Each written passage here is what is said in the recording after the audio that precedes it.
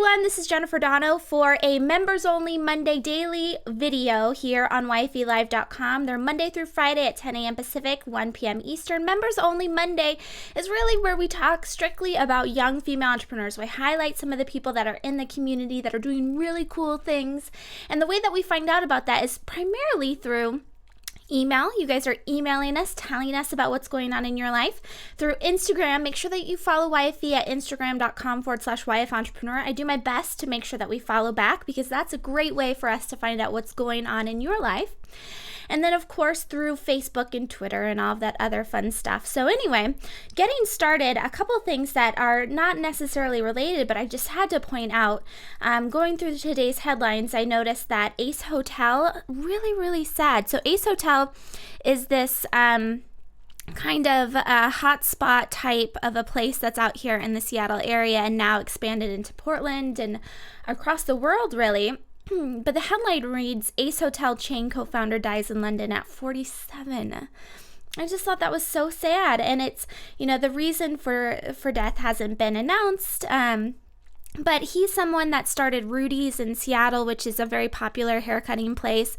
And like I said, the Ace Hotel chain is a very popular one. It's one that's very trendy, and he's kind of, he's definitely a hallmark in our city as far as that hipster movement. And so it's just a reminder to me personally that life is short, and to not push things off until later, because 47 is just so young. So anyway, very sad to hear that. But apart from Ace Hotel, one other little piece of news that isn't necessarily members only driven, but still very interesting, I thought, was it's noted in Adweek.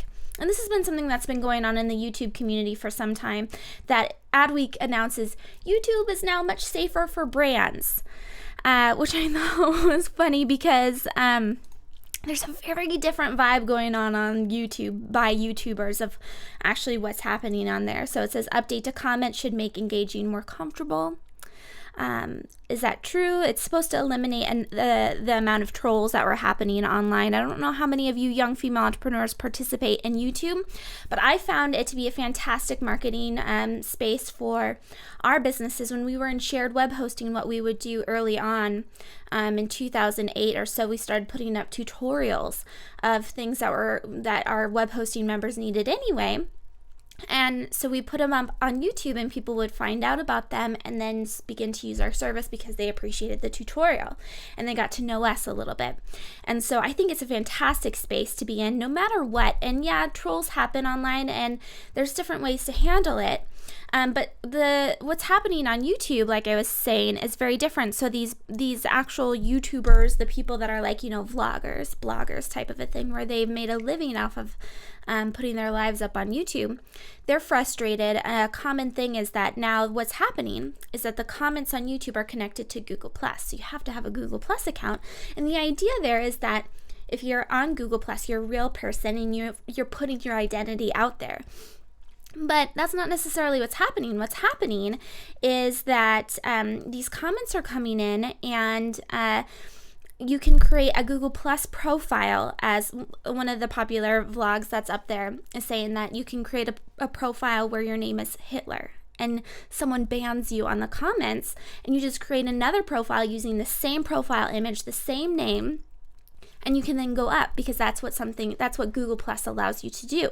Whereas previously, the YouTube comment system was that if you were banned under that username, you couldn't come back under that username. And so that was something that protected the vlogger, the content creator. And so there's some areas that still need to be ironed out, but I just thought it was interesting that Adweek is saying, okay, the water's nice and safe. Everyone come in, all you brands. I still think video is just an amazing platform for brands to be able to communicate their mission. And I know a lot of people are self-hosting, but I think there's definitely some merit in putting it out there and letting some discussion happen around your brand, whether it's good or it's bad, as we've seen in the last week in some of our discussion with some of the brands that are coming out with videos.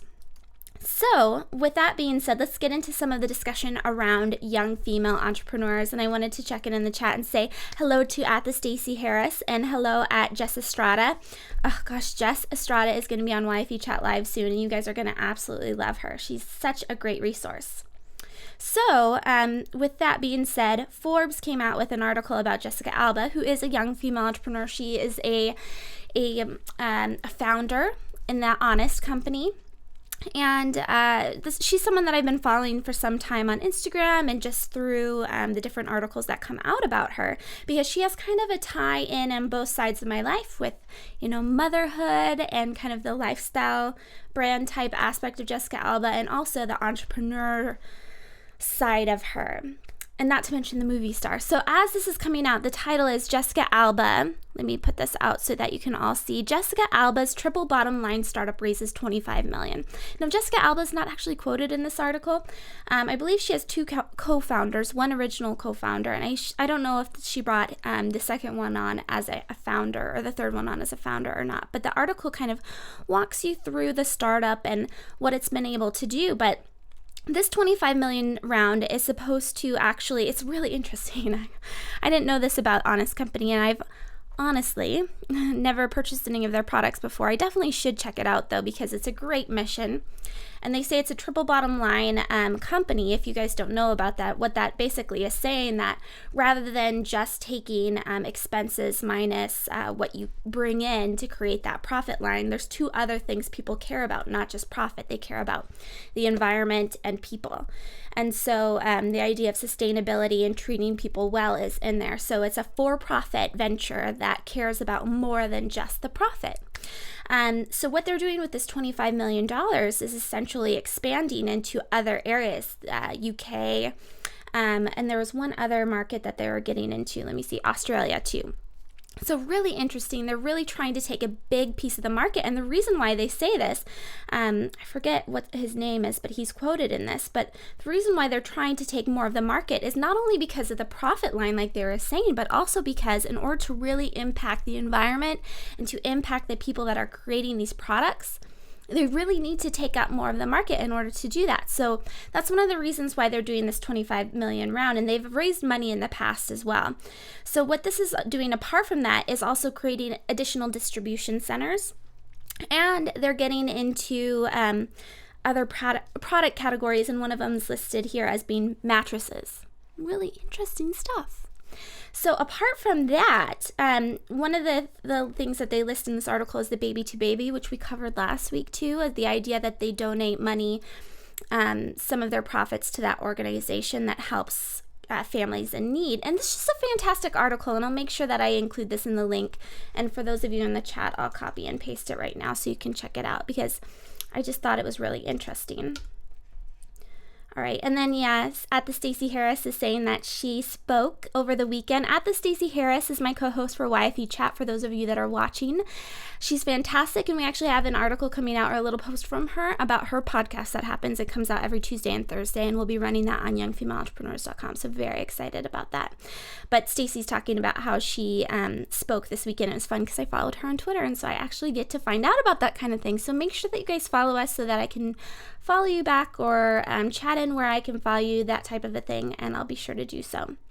So really interesting about Jessica Alba. A second YFE that I wanted to go over that is a celebrity is Ashley Olsen. So Women's Wear Daily reported today that CFDA elects new board members. So CFDA is the Council of Fashion Designers of America, and the only reason why I know about this, you guys are gonna think I'm such a goober, is because of Mark Echo's Unlabel. Hopefully you guys have all checked it out. I've talked about it a couple times on the different platforms that YFE participates in. But this is a really big deal to be on the board. And so Mark Echo talks about how, in his book, how it was a big deal when he first joined, and then he realized once he was in that the real power wasn't necessarily in just the members, but being in the board and being in a space of influence. And so he made a big deal about getting on it. And so one of the people that is actually a new board member is a young female entrepreneur, Ashley Olsen. So that's interesting. She's young.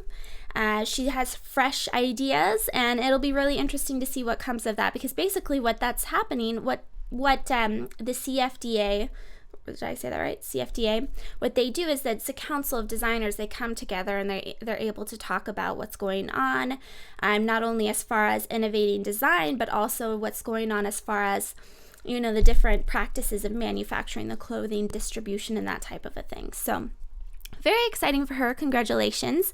It's just great motivation as far as if you're a young female who's into fashion, or no matter what industry. I think it's a great reminder to get involved in the different organizations that are out there, politics, making sure that your industry is, the regulations that are happening around it too are in your best interest and in the best interest of your customers. So I think it's a great reminder to get involved. And Jess Estrada is saying that she just picked up Unlabeled, and that Stacey Harris is excited to read it. It really is such a good book, and I was very pleasantly surprised by how good it was. So really cool. So a couple things before I get into some other, one more thing, another celebrity. So sorry. I really like following celebrities, and when I compare it with young female entrepreneurs, it makes me feel a little less guilty. So Harper's Bazaar came out with the list from Kate Hudson, what she loves. And I love the idea that she brought in her company into this list. So as co-founder, it says one of the things that she loves is being gym chic. So as co-founder of the personalized activewear website Fabletics, is that how you pronounce it? Really cool, because I remember something coming out about this fashion line, but I honestly just completely forgot that she is considered a young female entrepreneur. And I love Kate Hudson. I don't know about you guys, but I think she's so fun. And she's definitely someone that is multi-talented. So this is cool that she's able to bring in her passion and her notoriety and really push this forward. And you know what I think is really interesting as far as reminders go when it comes to being a celebrity and being able to start companies like Jessica Alba or Kate Hudson, is that a lot of us tend to use that excuse that, oh, well, she's Kate Hudson or she is Jessica Alba and she has all of this, she has influence and she has connections. But that's something that all of us can create today with social media. And networking, all the organizations that are involved, getting involved on, like we were talking about, being a board member on things and being present on social media, networking with other people. Influence and notoriety, those things can be achieved by anyone. So I think it's, as far as, it feeling as it's unattainable, I don't think it really is. It should be, I think of it as a great reminder to just go for things. So, some cool things to finish up with what's going on in the community at the Champagne Diet. If you guys follow her on Instagram, she is the most fun right now because she's actually in Paris. She wrote a book called Sparkle, and she's doing a little book tour over there, and her pictures have been so much fun because she's basically sharing her little whirlwind trip, and there's a lot of sparkle, there's a lot of champagne, there's a lot of Eiffel Tower, and these type of things are so much fun for me to look through. But her mission is a big one, so hopefully you guys can check it out. She's at Instagram.com/The Champagne Diet. And that's not exactly what it is that she talks about. But another one is at Schmidtastic. I'm sure a number of you follow her on YouTube. She has a channel called Savvy Sexy Social, and she talks about social media and all that fun stuff. And I actually, I followed her for some time, but I started looking more into her when she actually was on Twit on YouTube, This Week in YouTube. I like Twit, and that's one of the shows I enjoy watching because it's entertaining. But she, in her Instagram picture, just announced that she's doing her 200th video. So it's a very big milestone. Congratulations to her. And then, of course, Intern Queen is another one I love following on Instagram. She said today that November is National Career Month. So very exciting, great opportunity for her to market her business. Intern Queen is an author, but she also, if you go to internqueen.com, if you're looking for an intern, I used her for my fall quarter intern. It was amazing. It was like $100, and it's for 3 months, and you can post one position. But I had the first day 20 applicants that were all high quality, great resumes, easy process for looking over all of them. And it was also a great branding opportunity for me too, because I was able to put young female entrepreneurs out there for all of these college women to look at. And she's done such a great job because it's not just an intern board. it's a community of young women who are looking to get ahead, and I think she's fantastic. We've had her on YFE Chat Live in the past. You guys can Google her. She's up on YouTube. And then finally, make sure that you sign up for yfe.me/mailed it, because we have a lot of really fun stuff coming up in December, and one of them is our Love Actually watch party. One of the things I love about YFE is that it's casual. It's not you show up and network and you get leads, that kind of a thing. For me, it's always been more about, this sounds really silly, but for me, it's been more about finding friends. When on my baby shower, we went around and said, how do you know Jenn? And everyone that was sitting there was like, Jenn stalked me online. We found, I just enjoy people that have things that are common interests of mine, which is business and business.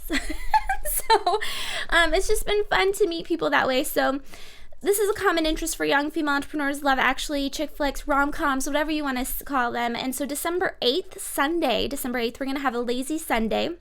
And we're going to do these once a month. And it's at 11 a.m. Pacific, 2 p.m. Eastern. So grab a mimosa. Or if you're not drinking right now, you can do tea and chocolate biscuit and keep it very themed. And then we'll be on Instagram before, during, and after. And then we'll, of course, be on Twitter and talk about the movie. And we can all be working and having a lazy Sunday watching Love Actually together and meeting fellow young female entrepreneurs. So really excited about that. Thank you all for showing up live. Again, make sure that you sign up for yfe.me/mailed it. I'll be on the chat in just a second. Otherwise, I hope to see you here Monday through Friday at 10 a.m. Pacific, 1 p.m. Eastern. We'll have guests. We'll talk about other things. Tomorrow is Try It Tuesday. So show up there at yfelive.com. Thank you so much for watching.